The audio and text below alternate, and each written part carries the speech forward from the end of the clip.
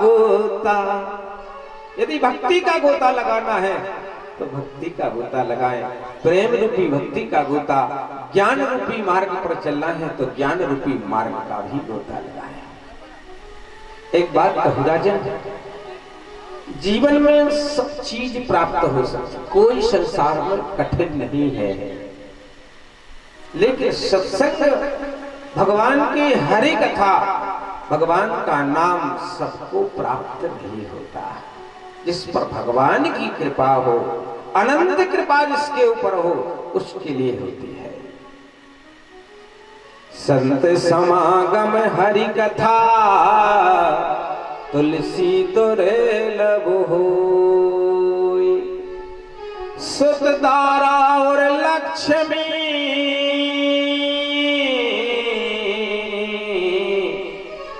पापी के भी हो। लक्ष्मी कोई बड़ी बात नहीं है भैया, कोई पाप करने वाला व्यक्ति भी हो तो उसके पास भी लक्ष्मी रहती है, उसके पास भी पत्नी रहती है, उसके पास परिवार रहता है। सब संसार में मिल सकता है, लेकिन बाबा की कथा, भगवान का भजन, ये शुद्ध तारा और लक्ष्मी बाप सबके पास होता है। लेकिन भगवान का सत्संगम हरि कथा, तुलसी दुर्लभ हो। और एक बात कहो,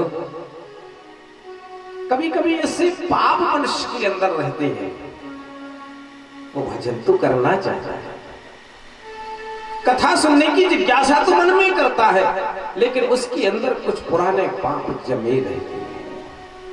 उन पाप की वजह से ना वो कथा सुन पाता है, ना कथा करवा पाता है। तुलसी पिछले पाप से हरि चर्चा न सुहाय।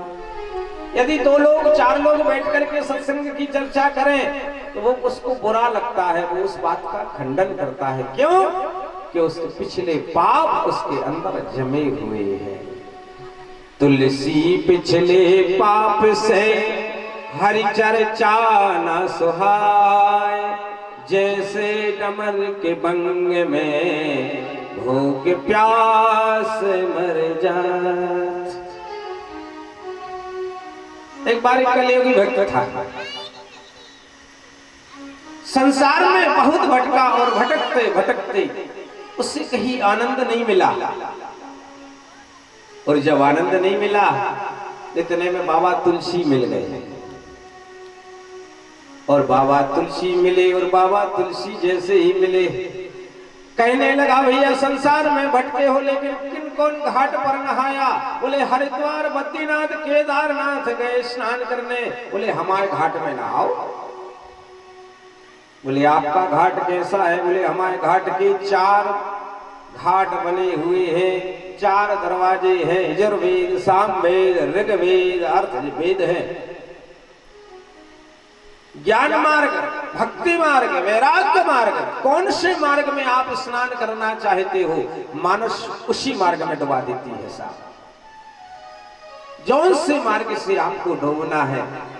तो कलियुगी भक्त बोला, तो अपने कुछ महिमा दिखाओ।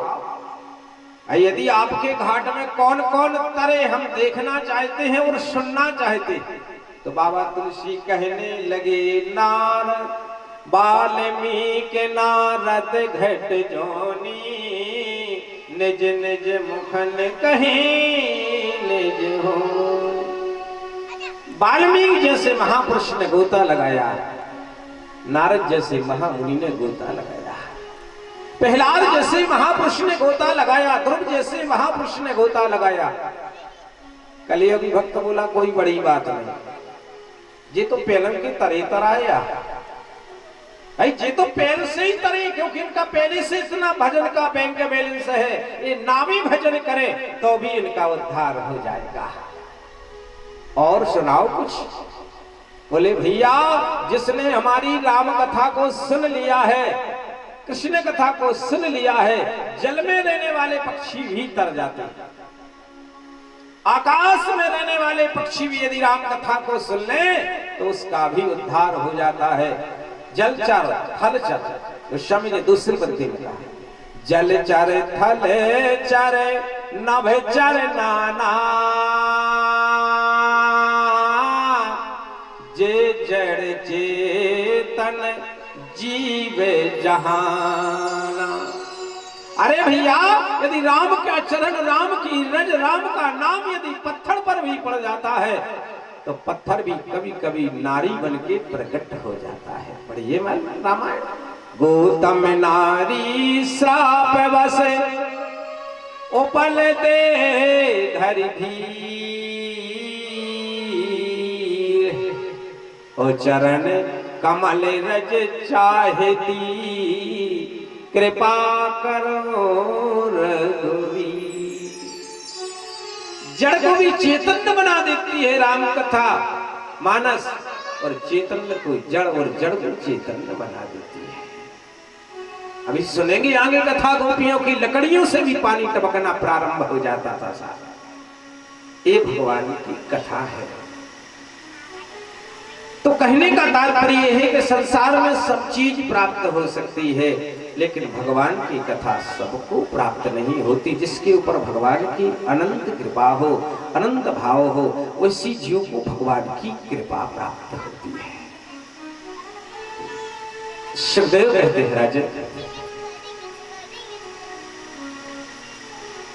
राजा परीक्षित की परीक्षा लेने के लिए भगवान शिवदेव बोल पड़े, ऐसा करो ना, तुम उस समय विश्राम कर लो।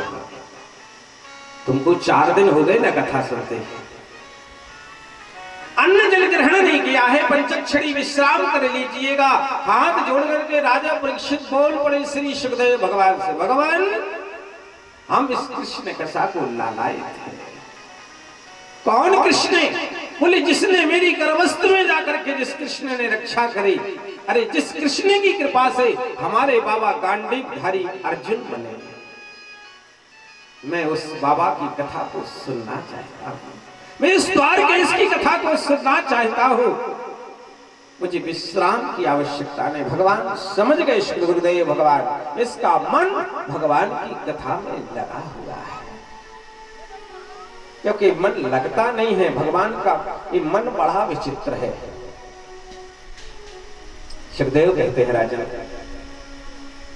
पंचम दिन में प्रवेश किया, कन्या की कथा आती है। कन्या का जन्म हुआ, वो देवलोक को प्राप्त हो गई। आकाशवाणी कह गई, तू मुझे क्या मारेगा, तू मुझे क्या मारेगा, तेरा मारने वाला तो इस ब्रज में जन्म प्रकट हो चुका है। उसी की खोज के लिए आज आपातकालीन सभा कंस बाबा ने बुलाई है, और सभी लोग उसमें बैठ करके संग चारों मुष्टिक आदि भी बैठे हुए हैं। उसी में पूतना बहन भी विराजमान है। आज पूतना कंस से कह रही, भैया घबराने की बात नहीं है। अरे 1 महीने तो ठीक है, 6 महीने में जिन बालकों ने जन्म लिया होगा